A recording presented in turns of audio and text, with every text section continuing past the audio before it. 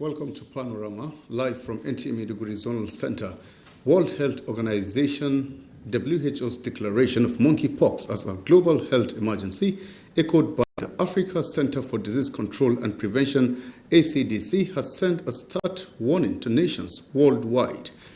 As the virus spreads, infecting thousands globally, the international community is on high alert. Its potential to cause widespread illness and death, monkeypox poses a significant threat to public health. We'll examine the virus, its risk, and the preparedness measures being implemented by the Borno State government to combat its spread. I am Abubakar Musa. Glad to have you join us.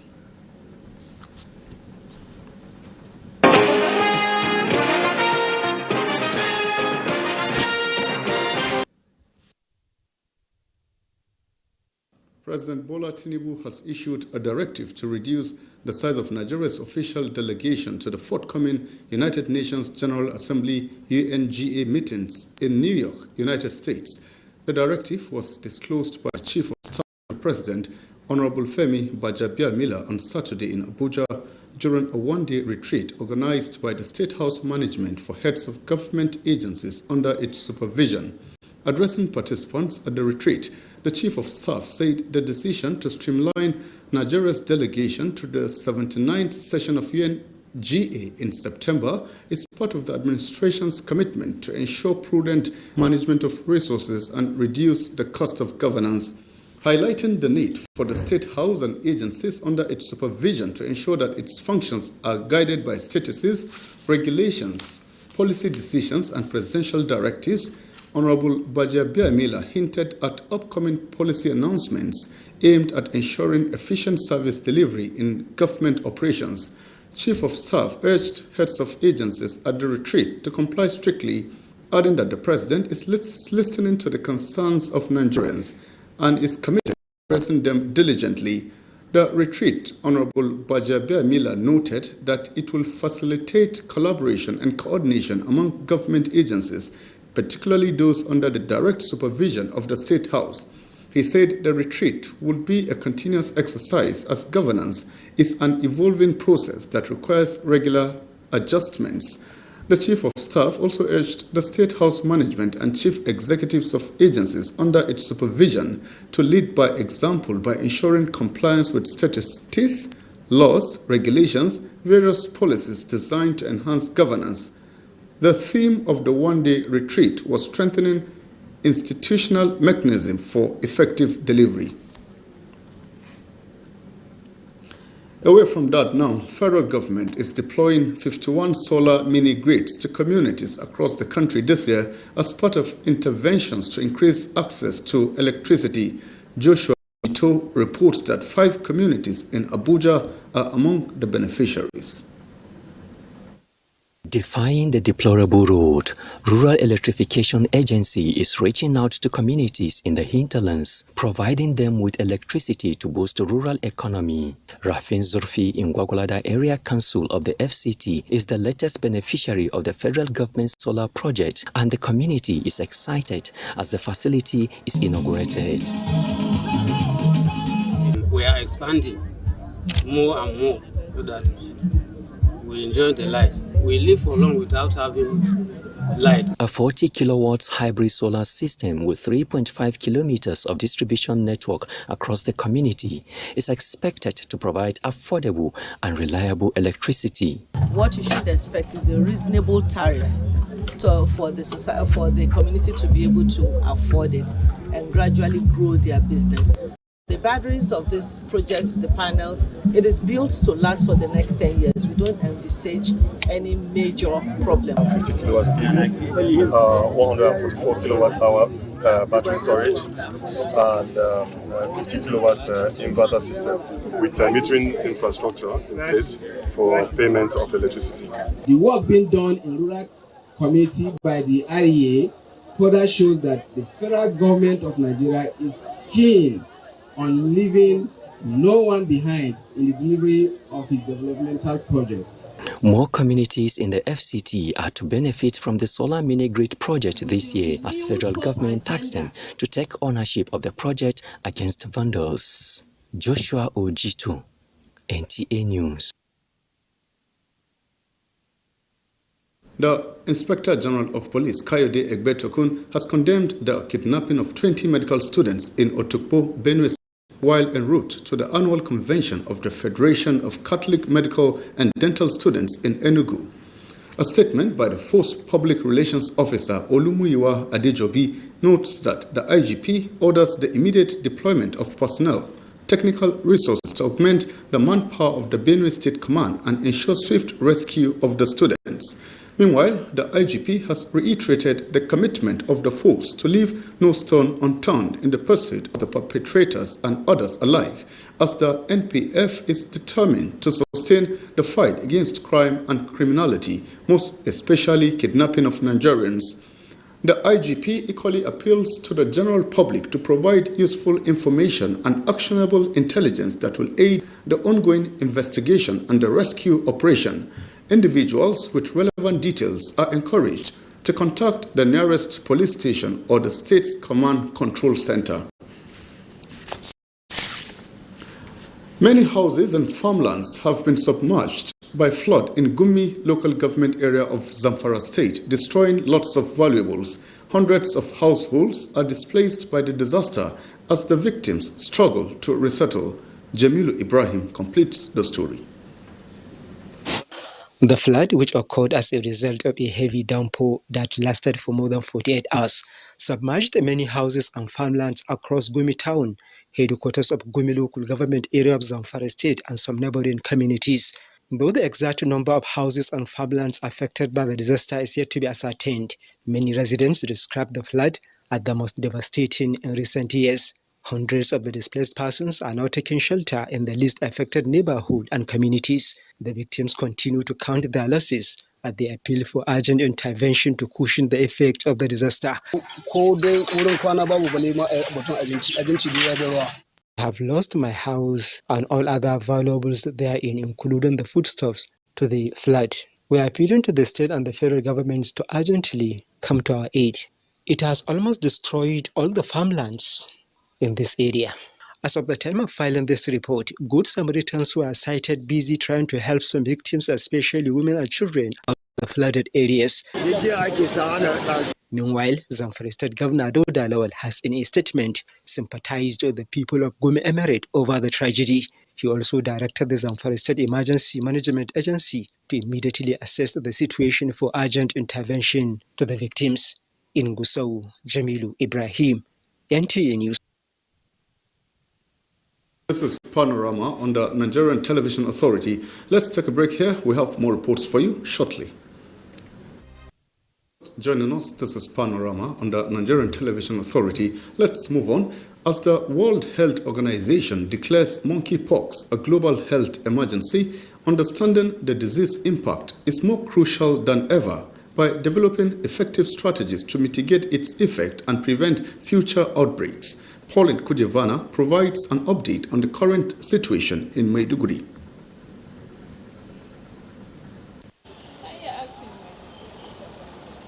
Monkeypox is a rare viral disease caused by the monkeypox virus, which belongs to the orthopox virus genus, primarily being transmitted through contact with infected animals such as rodents, and can also spread between humans through contact with an infected person. Monkeypox can be deadly, a mortality rate ranging from 1 to 10%. But however, the severity of the disease varies depending on factors such as age, health status, and access to medical care.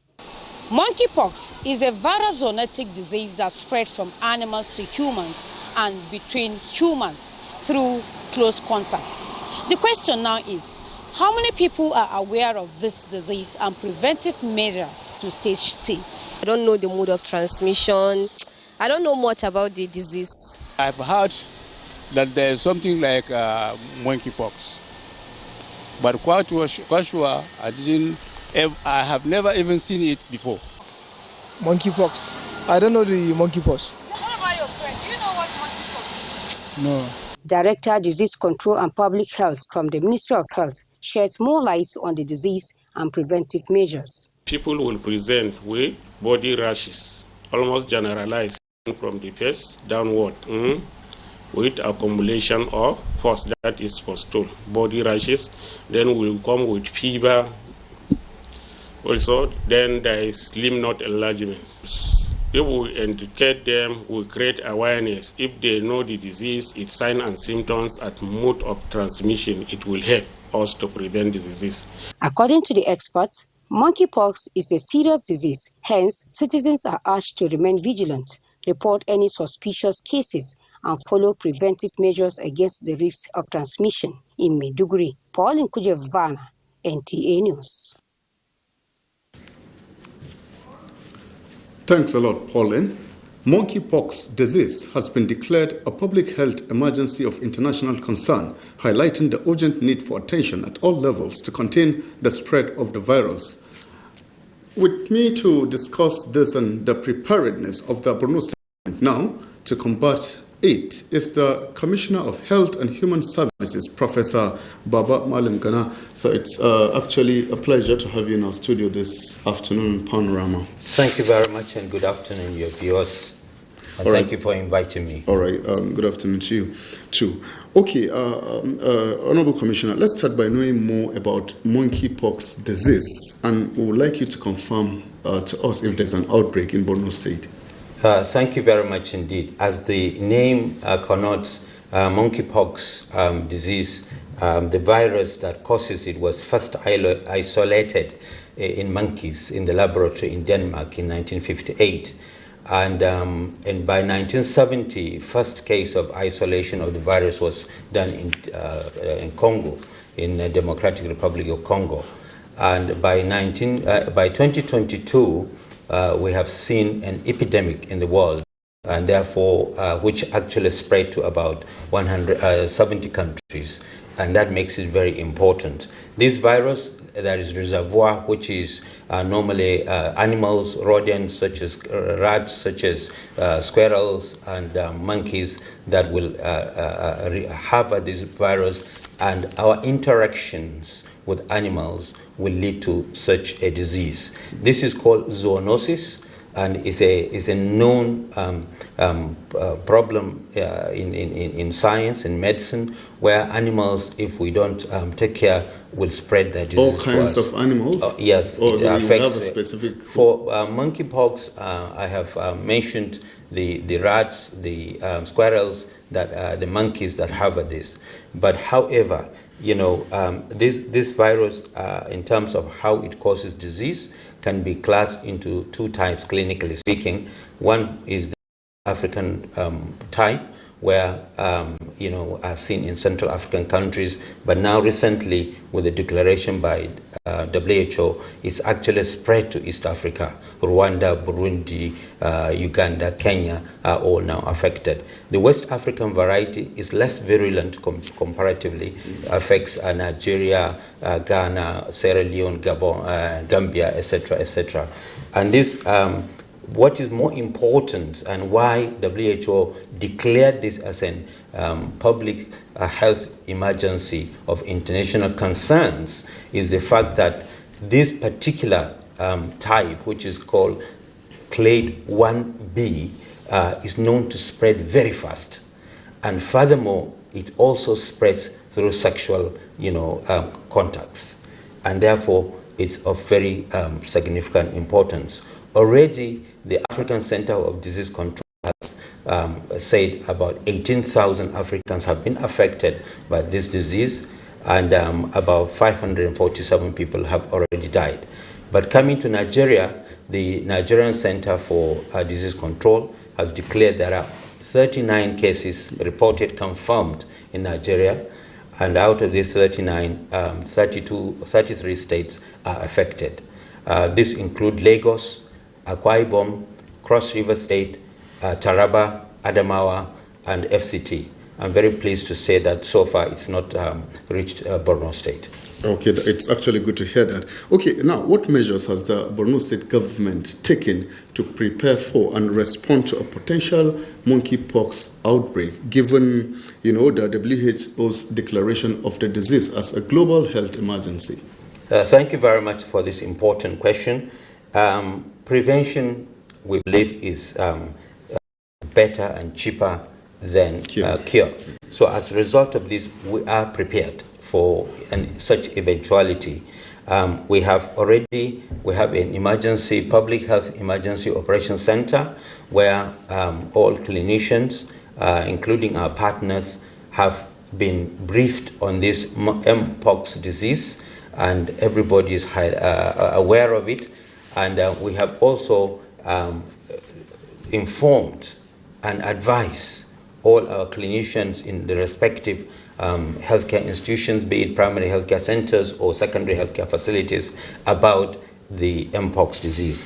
Furthermore, we have also equipped ourselves with personal protective equipment, which is for short is called PPE, and so that if any person were to have this disease, then our staff will be well protected in looking after the patient.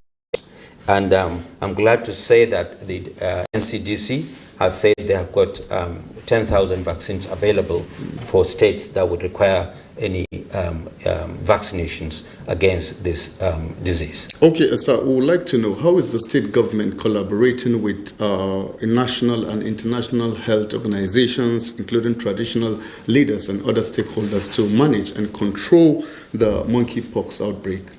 Yes, thank you very much. This is very crucial, and this is what we have always done, collaboration with our partners. And I'm pleased to inform you, even yesterday, Saturday, we had a meeting with WHO, which is World Health Organization, led by the ESR, which is the Emergency Response Team Cluster Lead for Nigeria. She was here in Maiduguri, and we've had discussions in a way forward in terms of preparations for this situation. We are also going to reach out to our traditionalists, and we are also going to reach out to all health institutions and advise them to be prepared in case such an outbreak happens in Borno State. And we have got the necessary kits and equipment that we would need to be able to combat this disease if it were to show up itself in Borno State. All right. We'd also like to know, Professor, what long-term strategies is the state government putting in place to strengthen its healthcare infrastructure and ensure readiness for future public health emergencies like the monkeypox? Yes, that's a very crucial question, and this brings to mind that zoonosis, which is a disease from animals to human beings, is crucial, and therefore we should go along the line of what WHO called One Health. This One Health involves human health, animal health, environmental health, and security. So security for health security, animal security, and food and security, as well as environmental security. There is interdependence of all these factors as a result of disease causation. So in Borno State, we are working closely with our colleagues in the Ministry of Agriculture, as some of the chemicals, for example, being used in food supply chain can affect our health. So we are looking into this, and most importantly, in Mpox, we have been directing that all animals must be inspected for their health prior to being slaughtered in our animal houses.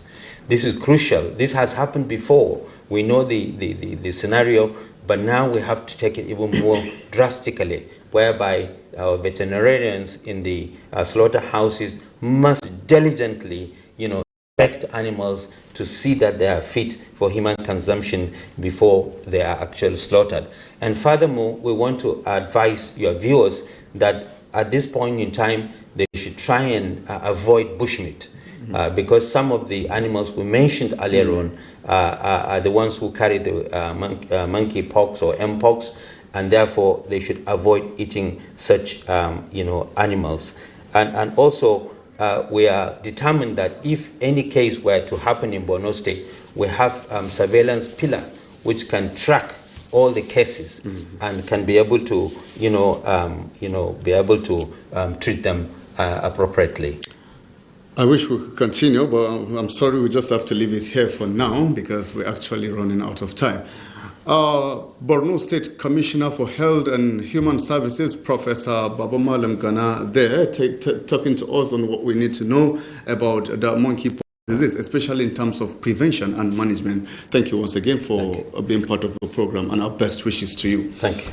Let's move on. World Health Organization, WHO, has donated vital drugs, consumables, and nutritional food to enhance health and nutrition services in Borno State. Commissioner for Health, Professor Babumalim Gana, received the items at the Central Medical Store in Maiduguri. Anarju Anagawa will now tell us more.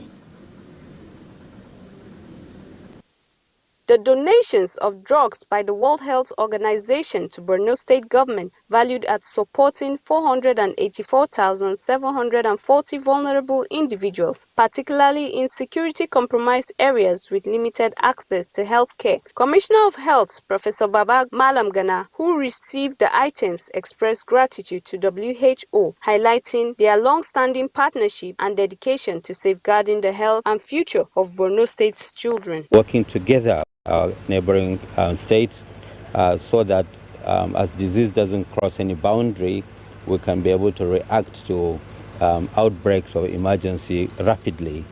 World Health Organization team lead for emergency preparedness, Dr. Ann Fortin, emphasized the initiative's goal to strengthen health systems and ensure equitable access to health services for all. Contribution is aimed to mitigate the increased morbidity associated with the lean season, thereby reducing maternal and child mortality rate. The donated items include life-saving medicines, nutritional supplements, and medical supplies for treating and preventing malnutrition and common childhood illnesses, ailing with WHO's broader strategy to support vulnerable populations.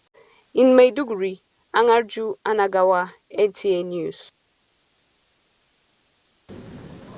And sports is next. Now, Nigerian-born Israel Adesanya has lost his middleweight belt to South Africa's Dricus du Plessis. For more on this, let's now join Suleiman Musa.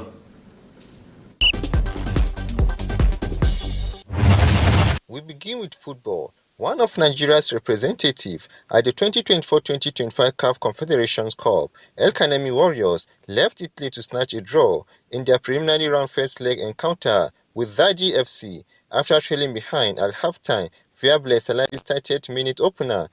The Maiduguri side got the equalizer at the death, courtesy of Ajiji Samuel. The game was decided at Remo Star Stadium, Ikenne, Ogun State. Qualification for the next round will be played next Saturday in Cotonou. El Kanemi Warriors are featuring on the continent for the third time in their history. They are first since the 1993 CAF Cup winners, where they lost 1-0 to El Ali in the semi-final. To handball, Nigeria put aside their previous defeat at the 10th International Handball Federation Women's Under-18 Handball World Championship ongoing in Zhongzhou, China, to earn a well-deserved 29-21 victory over Angola. The Kochutu Agbola Tutors team had defeated Angola in the third place of the African Women's Under-18 Handball Championship in Monastery last year and continued in the same stride to extend their win over one of the best teams in Africa. To athletics, the Athletics Federation of Nigeria, AFN, has listed Paris 2024 Olympic 400-meter semi-finalist Ella Onojukvevu,